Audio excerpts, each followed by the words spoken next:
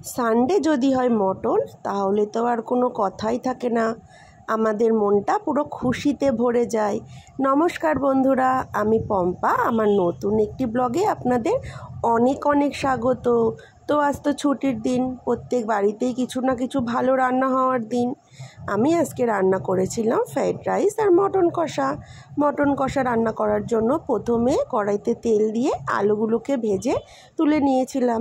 তারপর ওই তেলেই গোটা গরম মশলা ফোড়ন দিয়ে তাতে চিনি দিয়ে একটু নাড়িয়ে পেঁয়াজ কুচি দিয়ে একটু ভেজে ভেজে নিয়ে তারপর ওতে টমেটো কুচি আর মাংসটাকে দিয়ে একটু কিছুক্ষণ কষিয়ে ওতে আদা পেস্ট রসুন পেস্ট দিয়ে ভালো করে কষিয়ে নিয়ে তারপর একটা বাটিতে সমস্ত গুঁড়ো মশলাকে গুলিয়ে একটু পেস্ট বানিয়ে ওটা দিয়ে দিয়েছিলাম। তারপর আবারও কিছুক্ষণ কষিয়ে নিয়ে ওতে টক দইটা দিয়ে ভালো করে কষিয়ে একটু ঢাকা দিয়ে রেখেছিলাম।